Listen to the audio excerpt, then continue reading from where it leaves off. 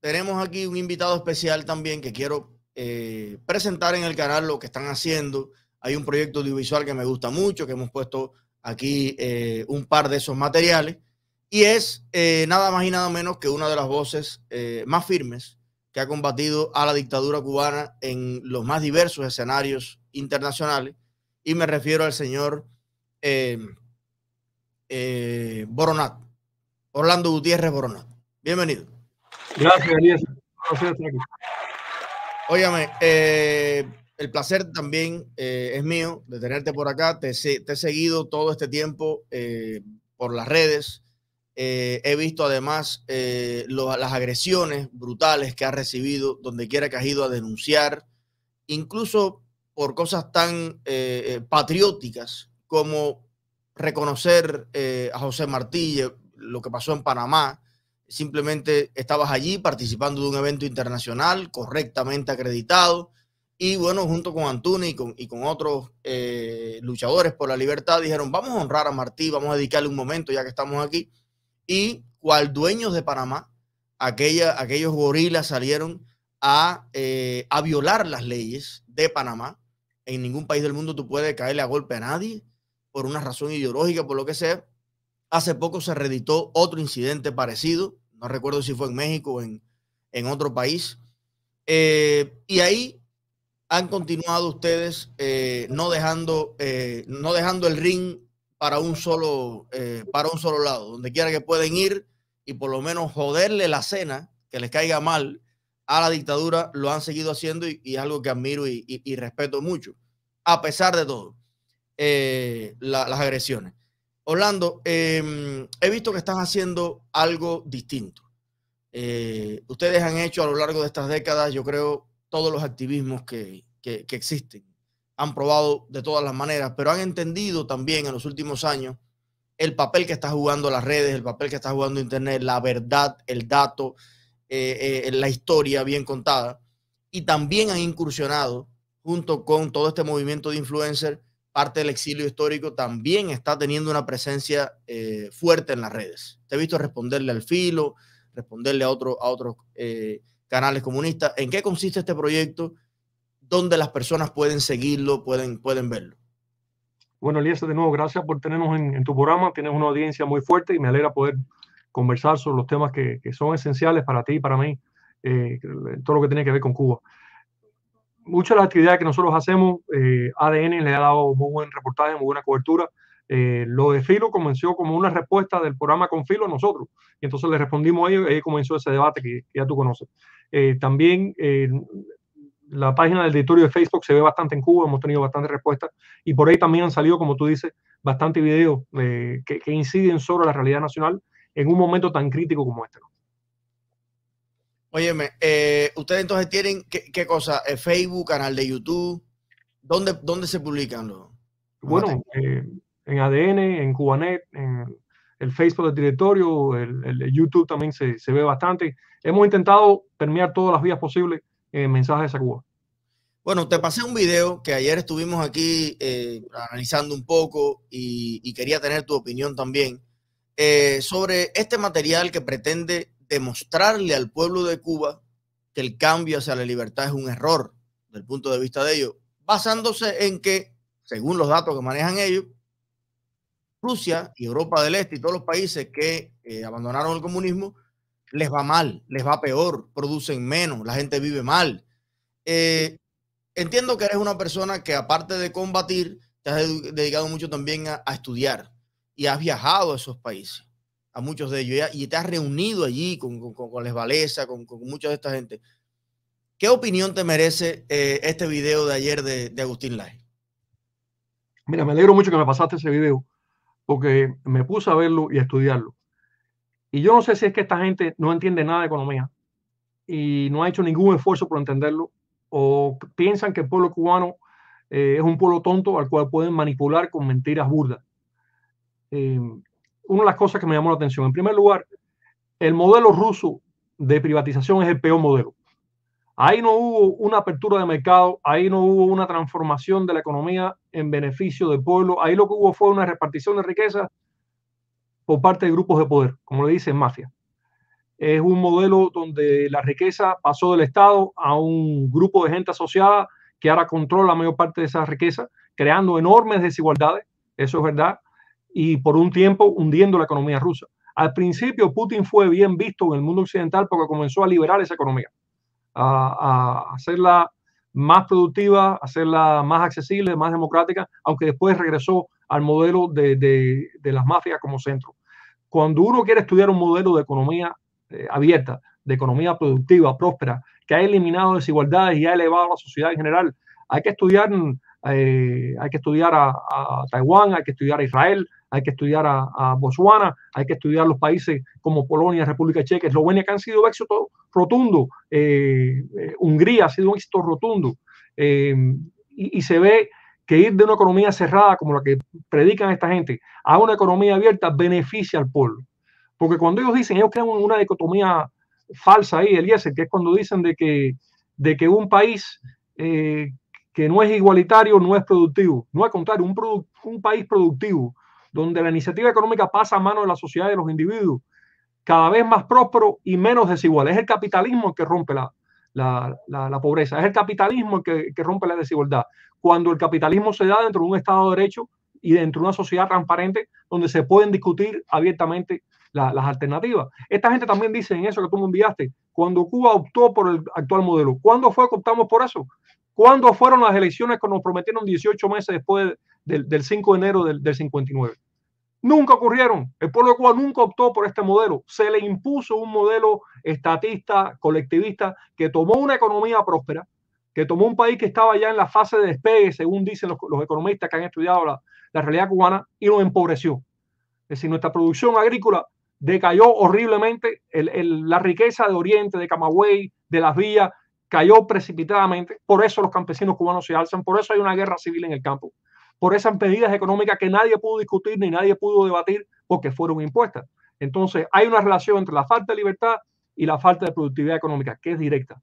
Y en el caso de Cuba, dan el peor ejemplo, que es el de Rusia, para poder justificar mantener lo que ellos tienen, que también recuerda esto, es decir, el castrismo prometía que Cuba iba a salir del subdesarrollo en cuestión de años. Claro, el país estaba tan próspero, tan rico, que ellos pensaron que inmediatamente ellos lograban eso. No ocurrió. Han pasado 64 años desde el 59 y ellos siguen admitiendo que somos una economía subdesarrollada, cuando éramos una economía de despegue. ¿Por qué ocurrió eso? Porque una mezcla de imposición ideológica, de ambiciones personales y de desconocimiento de cómo funciona una economía. Pero hay una cuestión lógica. Lo mío son los números. Y ellos ponen a Rusia como el modelo de fracaso al que no puede ir Cuba. Pero resulta que Rusia le ha condonado la deuda ya 5 veces a Cuba. Sí. Resulta que Rusia es la que le dona miles de toneladas de arroz, barcos de petróleo. Rusia echando una guerra.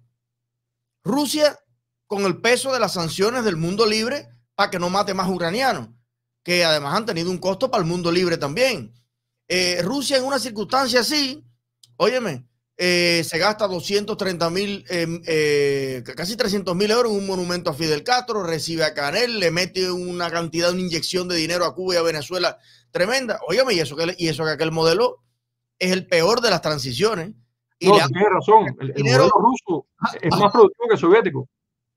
Tú tienes toda la razón, la economía rusa hoy actualmente es más productiva que la soviética, 100% de razón tienes en eso. Ahora, ¿por qué? Perdona, te interrumpí, sigue con la... No, discúlpame. Que es un tema, tú me estás diciendo, mira qué mal le va al vecino, déjame ir mañana a pedirle 100 pesitos, a ver si yo compro pan. Ven, si a Rusia le fuera peor, estuviera Putin en Cuba pidiéndole a Canel ayuda para que los rusos coman arroz. Así mismo es. Así, eso es otro punto. Un país que se alimentaba a sí mismo y exportaba alimentos, ahora tiene que importar el 85% de lo que come. ¿Y tú sabes dónde lo importa? De Estados Unidos. De Estados Unidos y de Canadá. Esa es la realidad. La soberanía alimenticia nuestra la teníamos en el 59. La perdimos bajo los llamados revolucionarios. Y eso que Fray Beto no había ido a Cuba a recomendar que comiéramos cáscara. Óyame, que aparte, hay un tema también, a ver si tú concuerdas conmigo, que la gente quiere, muchas veces los mismos comunistas te llevan el debate a la economía pura, ellos que no saben nada de economía, y la productividad, y el índice de Gini, y el índice de no sé qué. Señores, vamos a poner una cosa clara. muchas de las mujeres que están arriesgando su vida hoy en la calle tienen comida en Irán. Mucha de la gente en el mundo y en la propia Cuba que salió con un machete a decir viva Cuba libre, tenía un bistec arriba de la mesa de este tamaño. O sea, está bueno ya de reducir al cubano a unos muslos de pollo. Hay cosas en la vida, o sea, tú no me puedes comparar a mí con el puerco que yo crío aquí. El puerco que yo crío aquí tiene la comida garantizada. Yo lo baño, lo atiendo, lo vacuno. Tiene salud garantizada. ¿Y tú crees que si a ese puerco tú le dices, tú quieres vivir tu vida en un corral o tú quieres salir al bosque con los peligros que hay? Pero coño, a lo mejor te encuentras una puerca y haces una parejita, te bañas hoy en el río, mañana coges para allá. Señores, hay que darle un peso a la libertad en este asunto. Entonces tú puedes ir a un país que era comunista, bueno, tuvo un año que le fue mal en el hierro, otro año bajó el precio del níquel, otro... Papi, pero ahora tú puedes llevar una Biblia bajo el brazo y decir yo soy cristiano, y ahora tú puedes decir yo soy gay, y ahora tú puedes decir a mí no me gusta el presidente, y sigues en el mismo trabajo, en la misma escuela, en la misma universidad. Entonces, ¿hasta dónde los análisis hipereconómicos también a veces dejan fuera? Porque hay dictaduras muy productivas por el otro lado. El Chile de Pinochet o la España de Franco, cuando tú lo analizas en plano de importación, exportación, ¿había pan o no había pan? Coño, pero la gente, o sea, ¿cómo tú ves este asunto de libertad y economía y hasta dónde se complementan o no? Bueno, una de las economías más sistemáticamente y sostenidamente próspera del mundo es la inglesa, el Reino Unido.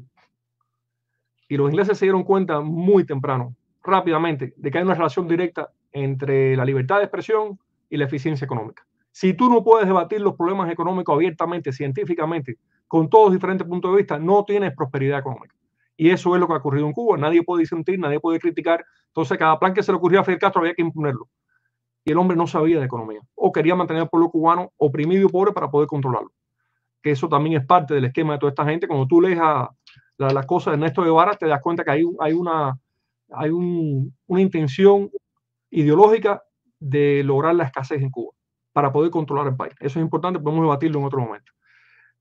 Yo creo que también hay que ver, cuando ellos le dicen al pueblo de Cuba que una sociedad, que los esfuerzos de liberación del mercado han generado más desigualdad, ¿por qué no le dicen al pueblo cubano que la clase media latinoamericana ha crecido de un 30% general de la población a un 70% de la población? En los últimos 20 años, la América Latina se ha hecho un país, se ha hecho una región más próspera, más rica y con mayor abundancia. Eso también explica mucho los movimientos más fuertes, más contestatarios, porque en la medida que crece la clase media, crece la pujanza social, la pujanza política y el debate político. Los fenómenos de Lula, por ejemplo, en Brasil, es un fenómeno de clase media, no piense que es un fenómeno de trabajadores. ¿Por qué? Porque ha crecido la economía y ha crecido la clase media. Como creció la clase media en Cuba, teníamos una de las clases medias más grandes de América Latina. Y ahí voy a un punto que tú haces que es excelente. El cubano no es un pollo, el cubano no es un pedazo de carne. Tú no puedes estudiar una sociedad solamente económicamente sin quitarle su tradición, su cultura, sus valores, su forma de gobierno. Ni eso lo decía Marx, ni Marx tenía la razón. Entonces, hay que ver claramente que los países donde hay mayor libertad crecen más rápidamente, porque en la iniciativa personal, en la capacidad de poder sentirte libre y sobre todo conectarte directamente con el país en el que tú vives mediante tus valores, tus creencias, cualesquiera que sean, anima a la creación y a la gestación de la economía. Eso es un hecho. Entonces, cuando veo un programa como ese, me doy cuenta de que no tiene mucho respeto por la inteligencia del pueblo de Cuba, lo han mantenido alejado de información veraz por mucho tiempo y piensan que pueden seguir jugando con eso para poder seguir explotando a los cubanos. Pero tienes razón cuando dicen que el pueblo tiene olfato. Por eso el pueblo se levantó el 11 de julio y por eso el pueblo está saliendo masivamente de Cuba, porque saben que esta gente está llevando la muerte de Cuba.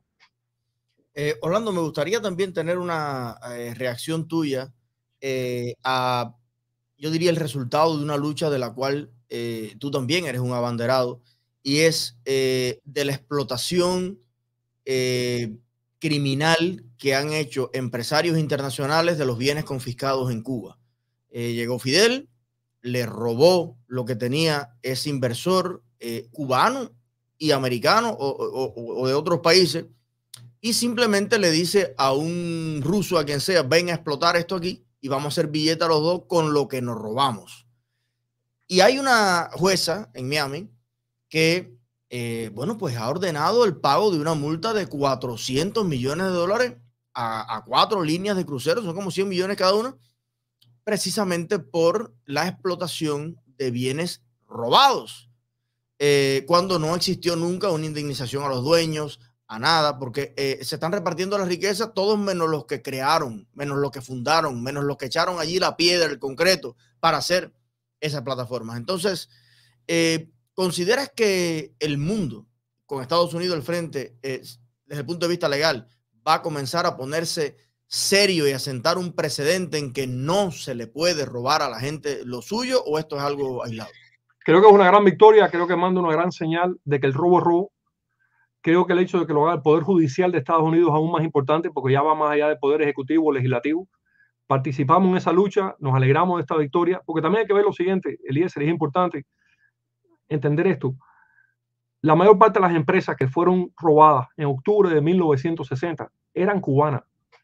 O si no, en Cuba había un grupo de norteamericanos que se habían mudado a Cuba, que habían puesto todo lo que tenían en Cuba, que habían hecho crecer al país, que tenían su dinero ahorrado en Cuba, a los cuales se les robó todo esto. El caso de los puertos de La Habana es uno de ellos. Esas eran empresas cubano-norteamericanas que estaban comprometidos con Cuba.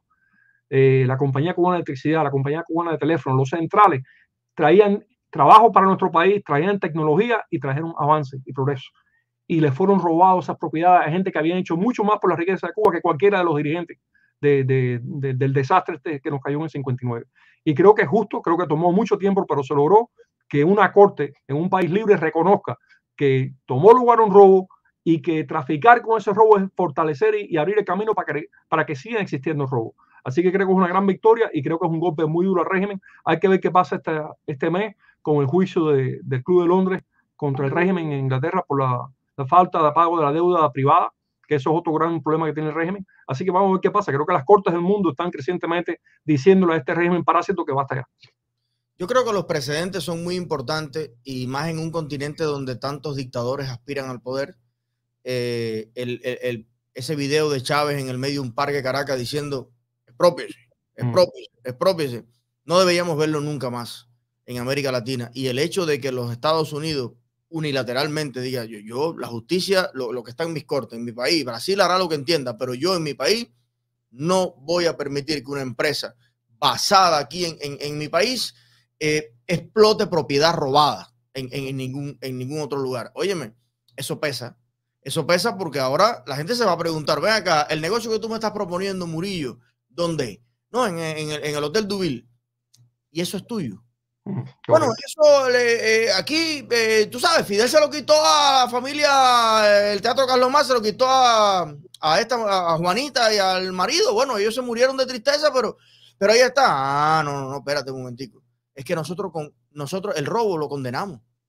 Entonces nosotros no podemos participar de eso. Mira, si quieren ustedes hacer negocio, construyan lo suyo. Construyan lo suyo. Entonces, imagínate tú, yo quisiera invitarte, Borona, a la maqueta de La Habana. Yo sé que para ti sería revelador después de tantos años, llevo menos años acá. Y a mí, viviendo en Cuba, me impactó la maqueta de La Habana. La maqueta de La Habana es una talla que tú llegas allí y mira esto. Tiene 3 colores. Azul claro, en aquella época, amarillo y blanco. El amarillo es la colonia, ¿no? Está La Habana colonial. Lo blanco es la república. Es La Habana moderna. Todo lo que es dado 23, toda la parte de esa sección. Y azulito claro estaba lo que ha hecho la revolución. Eran unas manchitas. Era unos edificios microvillados allá, que se ve una bobería. Pero te estoy hablando que cuando tú miras eso, tú dices, ¿qué coño ha hecho la revolución? La República de 1902 a 1959, además, si lo llevas a las demás provincias, a Holguín, a Camagüey, a Santa Clara, a Matanzas, a todos lados, señores, los cubanos saliendo de 2 guerras. Saliendo de 2 guerras, que no quedó nada en Cuba, un cañaveral, una cosa que sé yo, con la ayuda, el único secreto que puede explicarle al planeta y al universo cómo un país más pobre que Haití en 1902, saliendo de 2 guerras al machete, que nos matamos entre nosotros y nos acabamos con todo, para que en 40 y pico de años se convirtiera en la 9ª economía per cápita del mundo. Lo único que lo puede explicar es las intervenciones de los Estados Unidos. Te guste, no te guste, te arrastres por el piso, te muerda la tristeza.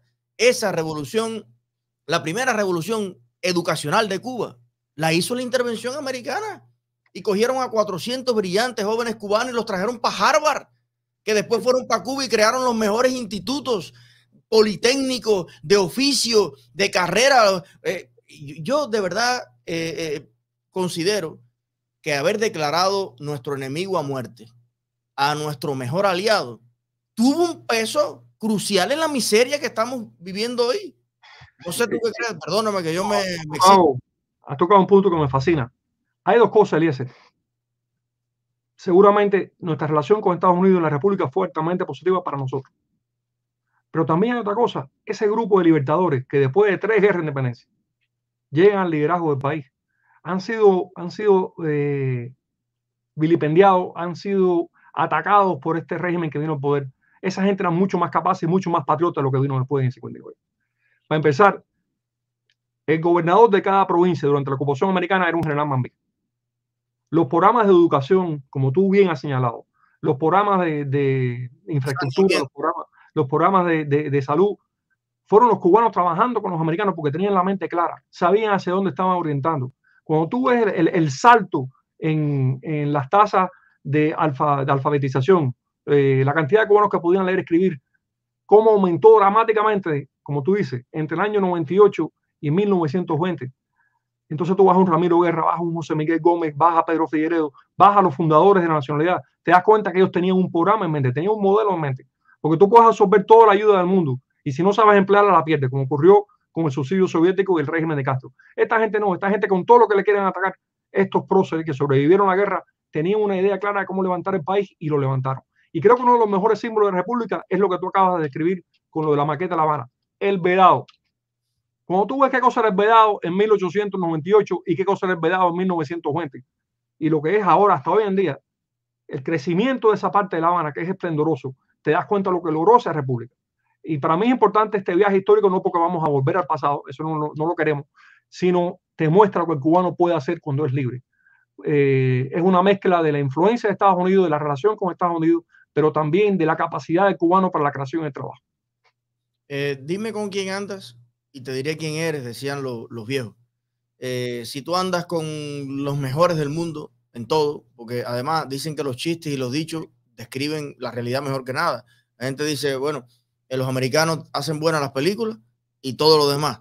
Y eso lo decían desde antes. O sea, mi abuelo trabajó para un americano en el Central por décadas y me decía, Eliezer, hay que ver el respeto con los que nos trataban los ingenieros americanos, los dueños americanos. A mí no me faltaba en fin de año en mi casa, en mi bohío de tablet palma y techo eso, yo llevaba una java así, que me daban en el Central, con pavo, con vino, con todo. Cada vez que ese caballero salía de allí, que él lo transportó en un jeep, mi abuelo le manejó al dueño del Central y dice que chapurreaba el español y las conversaciones ¿cómo están tus hijos? ¿Cómo están tu familia?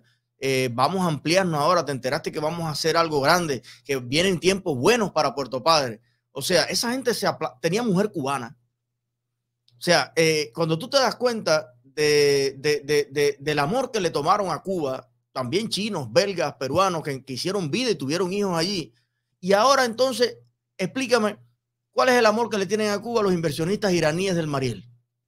Sí, porque si tú me dices, aquí ningún capitalista puede poner una bota, ponte serio con eso y ninguno es ninguno. Si tú expulsaste a aquellos que crearon Cuba, ahora tú no me puedes traer en el 2020 y pico a un gallego que lo que está es, perdóname, jodiendo niñas en Cuba, tipo que no tiene ningún sentimiento por nada, me traes un iraní, me traes un ruso que nadie lo conoce y entonces plantan una fábrica de refrescos que no hay quien se lo meta allí en el Mariel, que es lo único que hay, porque yo no sé si tú sabes, Boroná, que se robaron 1.400 millones de dólares junto con Lula y el Mariel son 4 grúas con una línea que se hundió en la primera prueba y eso está rodeado de marabúa y no hay nada. Es un escándalo.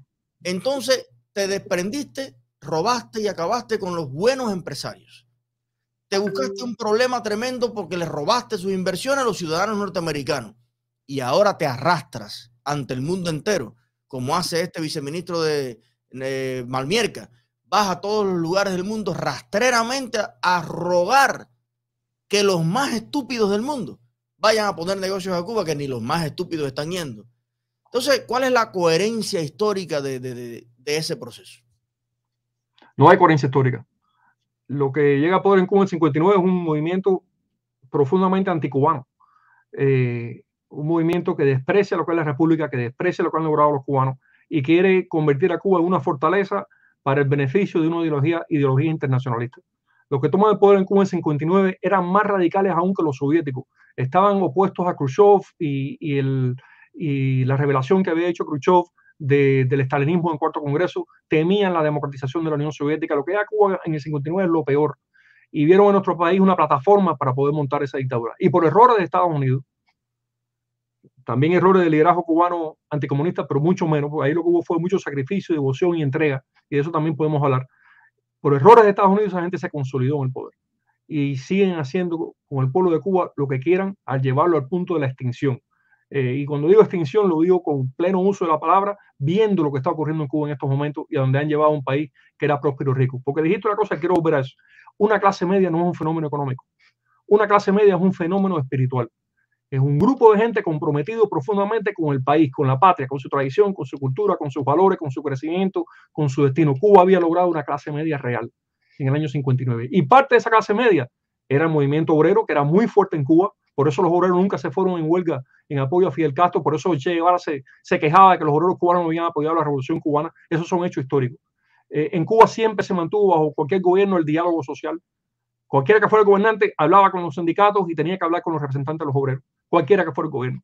Fue un país donde los presupuestos nacionales siempre estaban balanceados con pocas excepciones. Eso quiere decir que no había robo orgánico. Cuando un presupuesto se puede balancear de un gobierno, quiere decir que no hay robo orgánico. Era un país en el cual la tasa de comercio siempre era positiva para el país. Exportábamos mucho más de lo que importábamos. Ahí estaba el comienzo de nuestra soberanía económica. Y se ha demostrado que, por ejemplo, en el siglo XX hubo dos reformas agrarias que son ejemplares, la de Costa Rica y la de Taiwán. Ambas reformas radicaron en darle control de la tierra, en darle posibilidad de trabajo al campesino. Esta gente se fueron por la reforma agraria que no funcionó, que fue la soviética, que era poner todo en manos del Estado. ¿Por qué lo hicieron? Y hay alguna frase famosa, cuando Figueres estaba de visita en Cuba, José Figueres, el legendario presidente costarricense, el Che Guevara dijo de que la reforma agraria era un tanque. Y Figueres le dijo, no, es una guitarra. Es aprender a armonizar los diferentes elementos de una misma sociedad, que fue lo que se hizo en Costa Rica y lo que se hizo en Taiwán, que conllevó una revolución agrícola tremenda que hizo a ambos países muy prósperos. En Cuba hicieron todo lo contrario de lo que era la aspiración histórica de los cubanos, que era una reforma agraria o una serie de reformas agrarias que potenciara aún más la riqueza del campo cubano. Esta gente empobrecieron el campo cubano. ¿Por qué lo hicieron? Porque su objetivo desde el primer momento, Ávila, era destruir a la clase media, porque veían a la clase media en el campo y en las ciudades como un obstáculo a lo que ellos querían hacer. Y el INRA se crea. La reforma agraria se hace para justificar la existencia del INRA. El INRA se crea y acopio porque eran la semilla del Estado totalitario. Fuimos un gran experimento social fracasado totalmente que ha llevado al país a la catástrofe que está viviendo ahora. Orlando, estoy muy feliz de que estés por acá, pero estaría mucho más feliz si de vez en cuando en todos estos temas que están saliendo nos alumbras un poquito por tu experiencia, por tu trayectoria y compartes con nosotros tu visión de algunos temas. Prometo invitarte lo más que pueda y sigue haciendo lo que estás haciendo. Yo me gustaría, además, nosotros nos conocimos hace muchos años. No. Y no sé si era tu papá, el señor que te no, el señor que estaba ahí era un gran cubano que ya falleció, Lorenzo de Toro, un gran cubano, empresario, patriota, católico. Él ya falleció y él estuvo presente en la reunión con su hijo y yo, y tuvimos la oportunidad de conversar contigo un buen rato y fue muy interesante para mí. Bueno, yo creo que tú estabas viviendo en Cuba cuando hablamos, estabas de visita y vas a regresar. Algo de eso, creo. Yo vine hace ya, no sé, del 2012, algo así. Hace años de eso, ¿no? Y si tú supieras que yo he sentido cierta pena y hasta cierto bochorno a lo largo de los años, según mi visión ha ido aclarándose de ciertas cosas, porque cuando uno viene desde Cuba, sometido única y exclusivamente a toda la propaganda que hay, aun cuando estás contra la dictadura, aún estando contra la dictadura, y por eso entiendo que a mucha gente todavía le pasa. Hay cosas sobre el capitalismo, sobre los Estados Unidos, sobre la historia, sobre el exilio histórico, que uno carga con esos prejuicios. Y yo no recuerdo el detalle, pero sé que en aquella conversación hubo cosas que yo afirmé, que después las busqué, las revisé, y eran estupideces realmente. Y entonces yo dije, cuando vuelva a conversar con Orlando alguna vez así con calma, públicamente, lo quiero decir, que aprendí mucho de esa reunión. Y que después de eso, o sea, me dejaste un bichito metido así ahí, ni haciéndome, dije, déjame buscar en la realidad lo que dice el embargo, lo que dice esto, lo otro. Y fue muy útil ese intercambio. Y ahí me di cuenta de lo importante que es que las nuevas generaciones, aunque sea difícil ese encuentro, ese diálogo, eso lo que sea, tenemos que hablar con ustedes y con los padres de ustedes y con los tíos de ustedes, porque hay un hilo que lo rompieron, nos cortaron, nos pusieron un muro en el medio y nos contaron otra historia. Y por eso siempre me he sentido dichoso de ese encuentro, pero deseoso también, aunque obviamente coincidimos en nuestra lucha, en decirte eso, que me alumbraste en ciertos puntos que han sido clave en mi propia madurez política, y te lo voy a agradecer siempre. No, gracias por eso. Yo recuerdo esa conversación. A mí me impresionó tu disposición de escuchar y de preguntar. Eso siempre es importante en un hombre. Y creo que una de las cosas más interesantes en esa conversación fue cuando yo te enseñé que uno puede desde el teléfono uno accesar todas las leyes del Congreso americano. Como tú te impresionaste. Me dijo, ¿cómo que es posible? Y yo, aquí está, busca ahí lo que tú quieras. Y eso es lo que queremos, una Cuba en la cual un ciudadano desde el teléfono pueda accesar cualquier ley, cualquier decreto y ver lo que dice. Orlando, gracias. Gracias por estar acá. Y estoy seguro que este año te tendremos por aquí muchas veces, pero mira, ayer dije una cosa, que no hay que poner, ya no hay que poner este año sí, ni no, no. Vamos a seguir trabajando porque es lo ético, es lo moral, es lo justo, es lo correcto. Yo estoy contra los ladrones. ¿Se van a acabar los ladrones en el mundo? No lo sé, pero al lado mío no los quiero. Y voy a predicar por la dignidad del trabajo toda la vida. Yo estoy contra las drogas. ¿Voy a eliminar eso en el mundo? No, pero voy a vivir de esa forma que es en la que yo creo. Y estoy contra la violencia, estoy contra una serie de cosas. Yo estoy contra la dictadura. No le voy a poner fecha, ni mes, ni año, no sé si se va a caer mañana, la semana pasada, el año que viene, no sé cuál es. Pero mientras respire y mi cuerpo y mi mente recuerde el dolor de los años que llevo separado de mi familia, de no poder entrar en mi país, de no haber hecho mi proyecto de vida y crecimiento en mi Puerto Padre querido, aquí le voy a estar dando. Y entonces dicen los comunistas, no, pero fulano se murió, jaja, queriendo la libertad. Sí, pero se murió luchando. Se murió siendo firme, coherente y digno con su corazón, con lo que sentía. Allá ellos que se van a morir mentirosos, se van a morir de la miseria, se van a morir del asco y de la tiña. Así que, ¿quién muere mejor? Yo creo que el que vive en paz con su alma y con su conciencia. Así que abajo la dictadura, hoy, mañana y siempre. Y cuando se caiga la de Cuba, estaremos también contra las que queden. Así es muy libre totalmente un día. Bueno, gracias, un gusto estar aquí contigo. Oye, gracias por todo. Hello.